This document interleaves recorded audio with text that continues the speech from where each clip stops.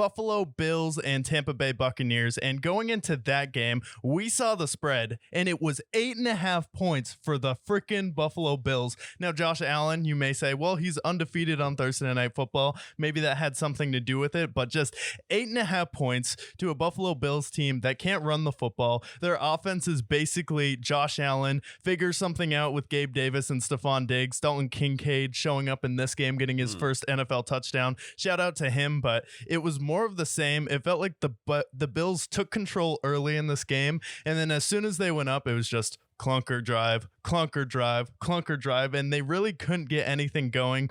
The Tampa Bay Buccaneers were definitely a September team. They were able to block. They were able to run a little bit, just enough to keep the defense on their toes. Well, now that offensive line has regressed. Baker Mayfield has been under fire, didn't have too much time to throw the football, and then they just haven't been able to get a consistent run game going. We saw Chase Edmonds make his Tampa Bay Buccaneers debut. Maybe he'll help out a little bit, but it just seemed like the offensive line wasn't there. Baker didn't have enough time to throw, and then that early Cinderella Baker in September was really what got the Bills going. And then now you're seeing this is a very limited team. Their defense is going to be able to hold them in games, but they do need to hold teams to at least 20 points, and their offense is going to get you maybe 1 to 2 to 3 really good drives, and that's about it. They're not blowing anybody out. They have to turn the ball over. They have to keep it close, and their defense has to score to keep them in games. Yeah, my big takeaway from this game was Josh Allen. The last 2 weeks, we saw the Patriots game, horrible game by Josh Allen.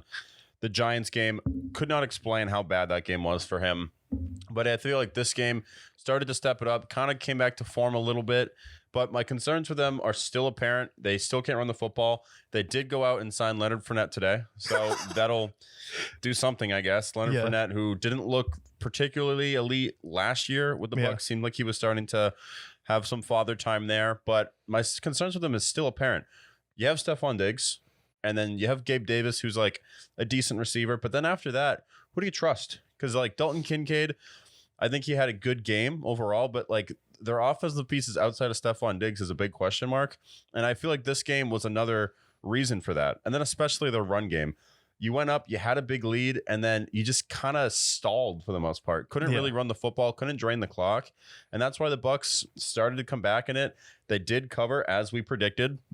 And then for Tampa, it's like, yeah, Baker Mayfield, he has his limitations as a passer, and you're going to get probably like 1.5 drives from them, maybe 2 drives where, you know, a touchdown and then a couple field goals. But they really, their recipe is kind of like what the Patriots have been the last couple of years, where if you can hold a team to 20 points, they're going to try and score like 23 and hopefully to get 1 from their defense. Yeah, hopefully to get 1 from their defense. And on the Buffalo Bills side, you talk about how they're going out there getting desperate, getting Leonard Fournette. That'll definitely help the Buffalo Bills donut economy.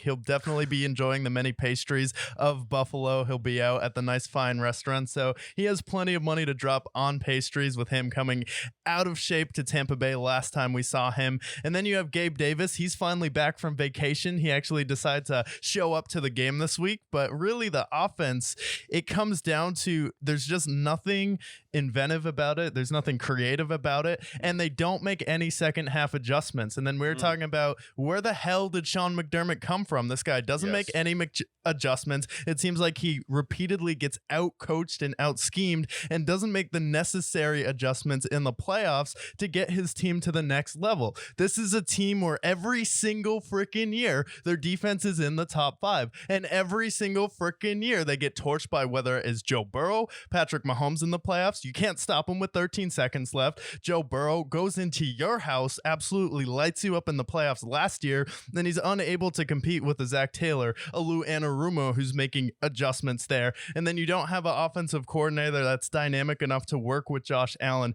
to create plays to take some pressure off of him, like what Kyle Shanahan does with his motion.